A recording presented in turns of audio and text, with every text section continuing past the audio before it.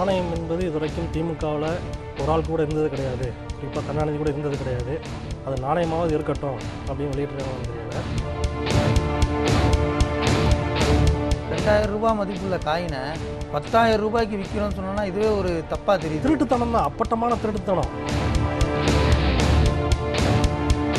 அப்பாவுக்கு செய்யணும் தான் ஒன்று ஒன்றா போயிட்டுருக்கு. அப்பாவுக்கு தேர் எழுப்புவேன், அப்பாவுக்கு பேனா எழுப்புவேன், அப்பாவுக்கு எல்லாத்திற்கும் அப்பாவோட பேர் வைப்பேன், கலைஞர் வைப்பேன். இந்த மக்களுக்கு என்ன தான் செஞ்சாங்க?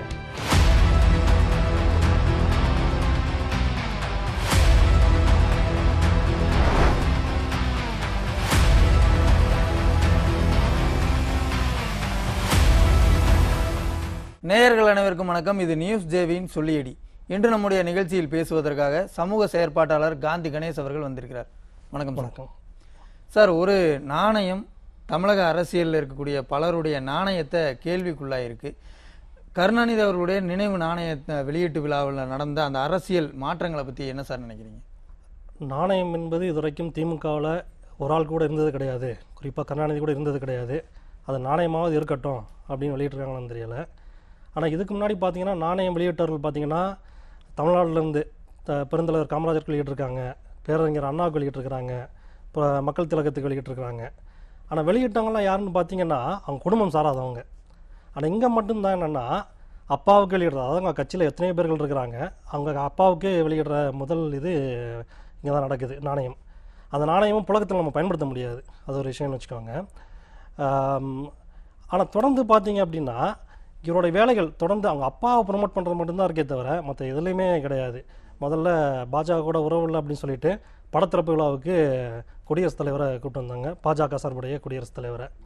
மறுபடியும் நான் வந்து சிலை திறக்கிறதுக்கு, அப்பாவோட சிலை திறக்கிறதுக்கு நான் வந்து பாஜகவுடைய வெங்கைய நாடு தான் கூப்பிட்டு வருவேன் அப்படின்னு வலுக்கட்டாயமாக பாஜகவுடைய உறவு கொண்டு வெங்கைய நாடை கூப்பிட்டு வந்தாங்க. நாணயத்துக்கும் நான் நாணயம் இல்லாமல் நான் வந்து பாஜகவை தான் நான் கூப்பிட்டு வருவேன் அப்படின்னு ராஜ்நாத் சிங்கை கூப்பிட்டு வந்தாங்க. அவங்களோட கூட்டணி கட்சி தலைவர்களோ யாருமே கிடையாது. இந்த நாணயம் மூலமாக இவங்க சொல்ல விரும்புறது என்ன, நாட்டில் இவ்வளோ பிரச்சனைகள் இருக்குது, ஓகேங்களா? இப்போ நாணயம், அதில் கூட ஒரு நாணயம் இல்லைன்னு பார்த்து வெளியிடுறாங்க. இது வரைக்கும் முன்னாடி பார்த்தீங்கன்னா இப்போ மக்கள் திலகத்துக்கு அதிமுக வெளியிடும் பொழுது மத்திய அரசு வந்து யாருமே கிடையாது. இவங்க சொல்கிற இந்த பாஜகவுடைய பி டீம் அது இதுன்னு இவங்க இப்போ வழக்கமாக போய் விடுவாங்க இல்லையா? அப்படி சொல்லக்கூடிய அதிமுக கூட மத்திய அரசில் யாரும் வந்து கூப்பிட்டதில்லை. அதே நேரம் இதை கொடுத்து போய் 10,000 ரூபாய்க்கு வாங்கிக்கோங்க, 20,000 ரூபாய்க்கு வாங்கிக்கோங்க அப்படிங்கிற ஒரு கேவலமான செயல்பாடை இது வரைக்கும் எந்த கட்சியும் செஞ்சது கிடையாது. முதல் தடவையாக கேவலமாக நான் செய்வேன் அப்படின்னா திமுக தான் வந்து நிற்கும். அதை செய்கிறது முதல்ல இவங்க தான். நாணயத்துக்கான செலவு பார்த்தீங்க அப்படின்னா 1,800 ரூபா, ஒரு உருவாக்கத்துக்கான செலவு வந்து 1,800 ரூபா இருக்குது. அதை மத்திய அரசு போஸ்ட் ஆஃபீஸில் எவ்வளோ விற்கிறதுனா 2,000 ரூபாய்க்கு விற்கிறாங்க. இதுதான் அவங்க நிர்ணயம் பண்ணது. இன்னும் வலைதளத்தில் ஏற்றலை. மொத்தம் 250 காயின் அவங்க ரெடி பண்ணியிருக்காங்க. அதிகபட்சமாக 250 காயின் தான் இந்தியா முழுக்க, அதுக்கு மேலே அவங்களால பயன்படுத்த முடியாது, புழக்கத்தில் விட முடியாது. ஆனால் இவங்க என்ன சொல்கிறாங்க, போயிட்டு அண்ணா அறிவாலயத்தில் போயிட்டு 10,000 ரூபா கொடுத்து வாங்கிக்கோங்க அப்படின்னு. தன்னுடைய தொண்டர்களுக்கு கூட உண்மையாக இருக்க முடியாது இவங்க வந்து மற்றவை எப்படி இதில் கூட உங்களால் மானியம் கொடுக்க முடியல, தன்னுடைய தலைவர் இதை பயன்படுத்துகிறாங்க அப்படின்னு சொல்லிட்டு ஒரு செலவு. இப்போ 2,000 ரூபாய் மதிப்புள்ள காயினை 10,000 ரூபாய்க்கு விற்கிறோம்னு சொன்னோன்னா இதுவே ஒரு தப்பாக தெரியுது. திருட்டுத்தனம் தான், அப்பட்டமான திருட்டுத்தனம். எங்களுக்கு திருட மட்டும்தான் தெரியும், அதனால் நாங்கள் இப்படியும் திருடுவோம், அதை நாங்கள் வந்து எங்களுடைய உடன்பிறப்புகளுக்கும் நாங்கள் திருடுவோம். மக்கள்கிட்ட திருடிட்டோம், நிறையா திருடிட்டோம். இது வரைக்கும் கேஸ் மானியம்னு சொல்லி எந்த மானியமும் கொடுக்கல. மறுபடி வந்து சலுகைகள் வந்து நாங்கள் நிறையா கொண்டு வருவோம் அப்படின்னு சொல்லி எந்த சலுகைகளும் கொண்டு வரல. மத்திய அரசு மேலே பழிய போட்டுட்டு இருந்தோம். ஆனால் இப்போ வந்து நாங்கள் 10,000 ரூபாய்க்கு நாங்கள் இது கொடுக்குறோன்னா உடன்பிறப்புகளுக்கு ஒரு 2,000 வச்சு கொடுக்கலாம் இல்லையா? அந்த இதுதான். இப்போ அந்த காயினை யார் பயன்படுத்த போகிறாங்க, எங்கேயும் செல்லாது, அது ஒரு விஷயம் வச்சுக்கோங்க. பிரச்சனைகள் பார்த்தீங்கன்னா இன்றைக்கும் பார்த்தீங்கன்னா பேருந்துகள் நீங்கள் பார்க்குறீங்க, தினசரி ஒரு பேருந்து வந்து சக்கரம் கலந்து ஓடுது, படிக்கட்டு கலந்து ஓடுது, பின்னாடி கண்ணாடி உடஞ்சி ஓடுது. அதை நிர்வகிக்க தெரியல. இது வரைக்கும் நீங்கள் பண்ணதெல்லாம் பாருங்கள். கடந்த 2.5 வருட ஆட்சிகளில் பார்த்தீங்கன்னா அப்பாவுக்கு மட்டும் தான், எங்கள் அப்பாவுக்கு செய்வேன் தான் ஒன்று ஒன்றா போயிட்டுருக்கு. அப்பாவுக்கு தேர் எழுப்புவேன், அப்பாவுக்கு பேனா எழுப்புவேன், அப்பாவுக்கு எல்லாத்திற்கும் அப்பாவோட பேர் வைப்பேன், கலைஞர் வைப்பேன். இப்போ மக்களுக்கு என்ன தான் செஞ்சாங்க? புதிய திட்டங்கள் எதெல்லாம் கொண்டு வராங்களா? அதுவும் கிடையாது. இப்போ இது சமீபத்தில் திறந்த பெருங்குளத்தூர் மேம்பாலமாக இருக்கட்டும், கோவையில் திறந்த மேம்பாலமாக இருக்கட்டும், எல்லாமே எடப்பாடி ஆட்சி காலத்தில் கொண்டு வந்த அந்த திட்டங்கள் ஒட்டி முடிச்சாச்சு. மறுபடியும் என்ன சொல்கிறாங்க, நாங்கள் 200 தொகுதியை மீண்டும் வெல்லணும் பார்க்குறோம் அப்படின்னாங்க. அப்படின்னா மக்களை எந்த அளவுக்கு அவங்க இழிச்சாவெல்லாம் நினச்சிருக்காங்க. நான் செய்கிறது எங்கள் அப்பாவுக்கு ஸ்டிக்கர் ஒட்டுவேன், அவரை பற்றி இது பண்ணுவேன், மற்றபடி போட்ட ரோட்டை உடைப்பேன், மறுபடியும் போடுவேன், அதில் கமிஷன் பார்ப்பேன், ஏற்கனவே உள்ள திட்டங்களை முடக்குவேன். அது வந்து இருசக்கர மானியம். இப்போ முதலமைச்சர் வந்து அவங்க அப்பாவை ப்ரமோட் பண்றதுல தான் குறியா இருக்காருன்னு சொல்றீங்க. அவருக்கு அந்த எண்ணம் இருக்கலாம். பாஜகவுக்கு என்ன சார் தேவை வந்தது? அவங்க ஏன் எல்லாரும் வந்து வரிசையா வந்து கருணாநிதியோட புகழை அளவுக்கு அதிகமா பாடுறாங்களே? பாஜக இது வரைக்கும் தமிழ்நாட்டில் வேண்டுன்னு முடியலை. அது தமிழ்நாட்டுடைய அஸ்திவாரம் அப்படின்னு வச்சுக்கலாம். முன்னாடி எந்த காலத்துலேருந்து வேறுன்ற முடியாது. அவருடைய தத்துவம் அப்படி உள்ள மத ரீதியான சிந்தனைகளை உள்ள விட முடியாது. அப்போ இங்கே தமிழ்நாட்டை அடகு வைக்கிறது யாராக இருக்கும் அப்படின்னு பார்க்குறாங்க. உள்ள நுழையிறதுக்கான வாய்ப்புகள் அவங்க தேடிட்டே இருக்கிறாங்க, பார்க்குறாங்க. அப்போ அதிமுக கண்டிப்பாக உள்ள விடாது. என்னதான் முன்னாடி ஒரு கூட்டணி கட்சியாக இருந்தாலும் தவிர்க்க முடியாத காரணத்தினால இப்போ உள்ள விட முடியாது. ஏன்னா இவங்க வந்து மக்களுக்காக நிற்கிறாங்க அப்படிங்கிறது அவங்களுக்கு தெரிஞ்சு போச்சு. சரி, அப்போ மக்களை விற்பது யார், மக்களோட ஓட்டுகளை தங்களுக்காக விற்பது யார், தமிழ்நாட்டை விற்பது யார் அப்படின்னு அவங்களுக்கு தெரிஞ்சுக்கிச்சு. அதனால் இந்த உறவு திமுகவோட இருந்தால் மட்டும்தான் நம்ம வந்து உள்ளே போக முடியும். அடிக்கிற மாதிரி நம்ம வெளியே அடிச்சுக்கலாம், உள்ளே வந்து நம்ம அதிகாரத்தை நிறுத்துவோம். அவங்களுக்கு மதவாத சிந்தனைகள் உள்ள நிறுத்தணும்னு ஆசை. கண்டிப்பாக உள்ளே போனால் வந்து நம்மள்ட்ட இஸ்லாமியர்கள் ஓட்டு போட மாட்டாங்க. இதை சிறுபான்மை பாதுகாவலர்கள் மாதிரி முகமூடி போட்டுக்கொள்கிற அந்த திமுகவினர் வந்து இஸ்லாமியர்கள் ஓட்டை எடுத்துப்பாங்க. இஸ்லாமியர்களுக்காக இது வரைக்கும் என்ன பண்ணியிருக்கு திமுக அப்படின்னு எடுத்து பார்த்தா எதுவும் கிடையாது. சமூக நீதிக்காக எதிராக நடந்திருக்கு. ஆனால் சமூக நீதிக்காக என்ன நடந்திருக்கு அப்படின்னாலும் எதுவும் கிடையாது. ஆனால் இவர்களுடைய தொடர்ந்து பொய் விளம்பரங்களால் மக்கள் ஏமாறல் அப்படிங்கிற அதீத நம்பிக்கை மக்கள் மீது திமுக வச்சுருக்காங்க. அதனால் ஏமாற்றி வச்சுருக்காங்க. அப்போ திமுகவோட கூட்டணி வச்சுக்கிட்டா, திருடனும் சேர்ந்து கூட்டணி வச்சுக்கிட்டா எளிதாக நுழைஞ்சிடலாம் அப்படிங்கிற வேகத்தில் தான் இன்றைக்கி போகிறாங்க. இப்போ கூட பார்த்தீங்கன்னா அண்ணாமலை முன்னாடி திமுகவை வந்து பயங்கரமாக எடுத்து பேசிகிட்டு இருந்தார். இன்றைக்கி அப்படி பேசுகிறது கிடையாது. பேசினாலும் தலைமை வந்து எதிர்க்குது. மோடி இந்த மாதிரி ஒரு திருட்டு குடும்பத்தை பார்த்ததே கிடையாது அப்படி சொல்லிட்டு போன தேர்தலில் பிரச்சாரம் பண்ணார்.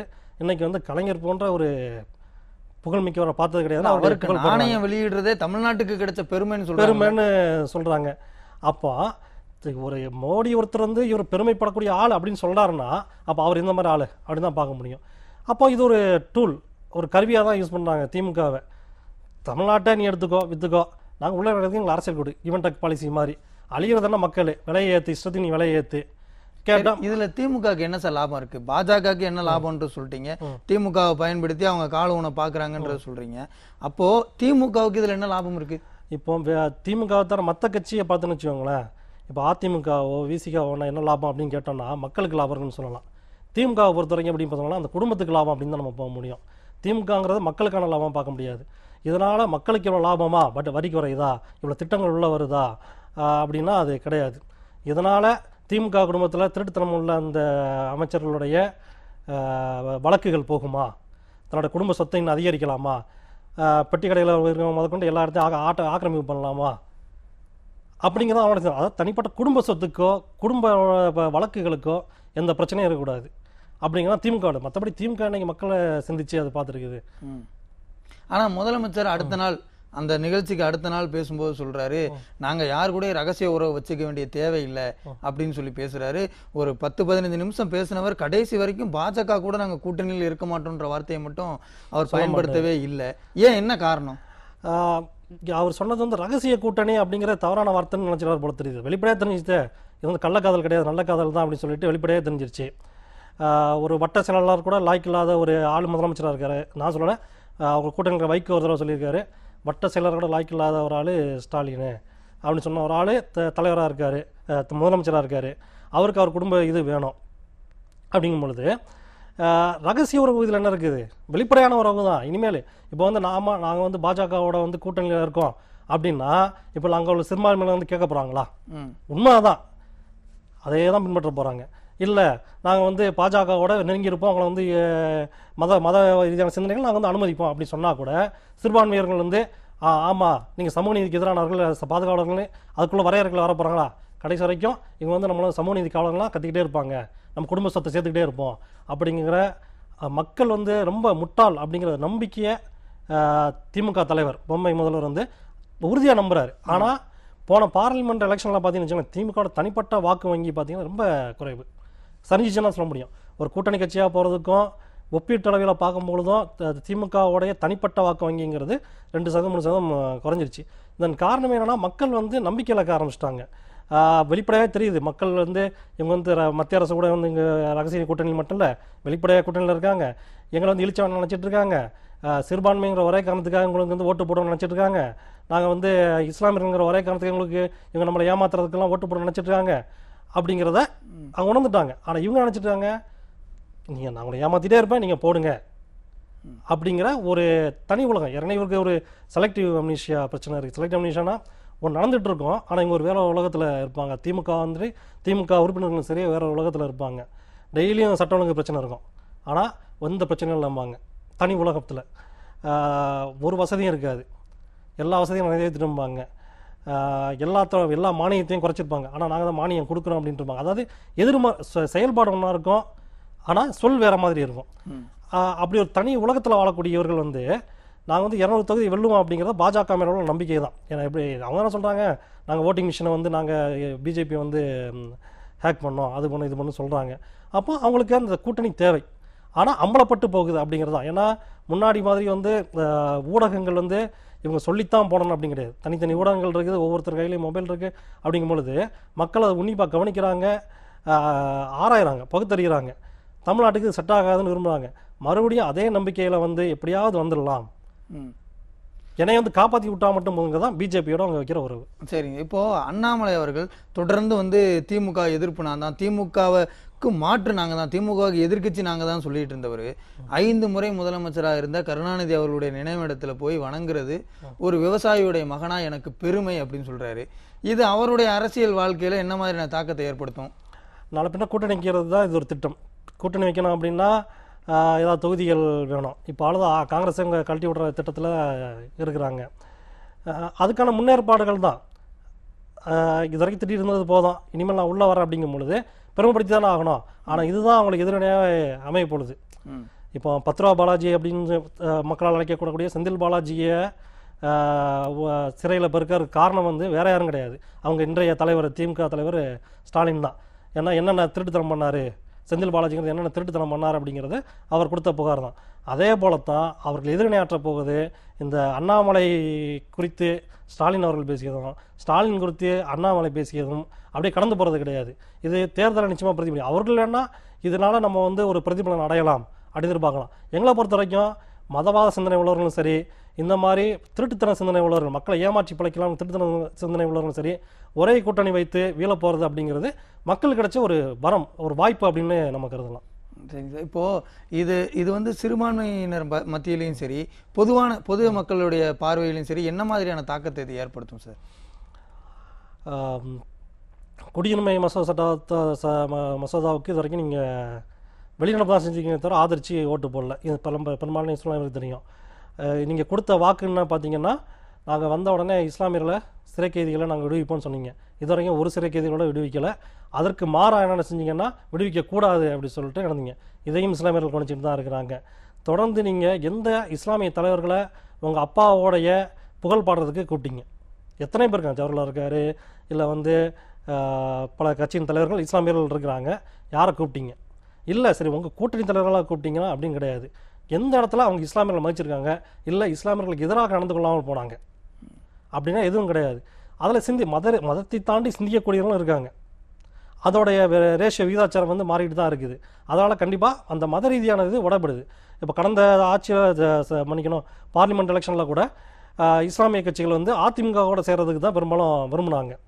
ஆனால் இது வரைக்கும் நாங்கள் வந்து எல்லா சின்ன சின்ன கட்சியாக இருந்தாலும் சரி, சின்ன சீட்டு கொடுத்து நாங்கள் இந்த கூட்டணி கட்சியாலும் ஜெயிப்போம் அப்படிங்கிற அந்த நிலை, பெரும்பான்மையான சீட்டு கூட்டணி கட்சியாலும் ஜெயிப்போம் அப்படிங்கிற நிலைப்பாடு இருக்க திமுக துரதிருஷ்டவசமாக ஜெயிச்சது அப்படி தான் சொல்ல முடியுமே தவிர, அடுத்த தேர்தலில் இவங்க செய்கிற செயலெல்லாம் பார்த்து இடம் மாறக்கூடிய செயல் நடக்குது. அதே தான் சிறுபான்மைக்கும் சிறுபான்மையினரும் பார்த்தா கூட இது வரைக்கும் வந்து எந்த பெருசாக எதுவும் செஞ்சிடல, வசதிகளும் செஞ்சிடல, இடஒதுக்கீடு சம்மந்தமாக எதுவும் செஞ்சிடல, சமூக நீதி காரணமாக எதுவும் செஞ்சிடல.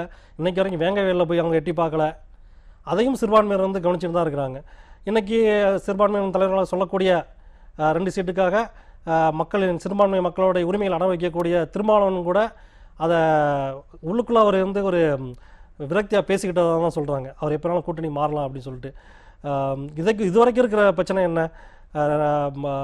2011 நீங்க கூட்டணி கட்சி பத்தி பேசுனதால ஒரு கேள்வி வருது. என்னன்னா இப்போ அண்ணாமலை அவர்களா இருக்கட்டும், ராஜ்நாத் சிங்கா இருக்கட்டும், இவங்களெல்லாம் கூப்பிட்டு அவங்கள பெருமைப்படுத்தி மேடைகளில் பேசுகிற பொழுது கூட்டணி கட்சியினரெல்லாம் அமைதியாக அதை கேட்டுக்கிட்டு இருக்காங்களே, என்ன நிர்பந்தம் அவங்களுக்கு வந்தது? ஏன் அவங்களுக்கும் ஒரு வழக்கு இருக்குல்ல, அவங்களும் ஒரு போலியாக தான் இருக்கிறாங்க. நிகழ்ச்சியில் கலந்து கொண்டு உங்களுடைய கருத்துக்களை எல்லாம் பகிர்ந்து கொண்டமைக்கு நன்றி. நேயர்களே, மற்றும் ஒரு அமர்வில் மீண்டும் சந்திக்கலாம். நன்றி, வணக்கம்.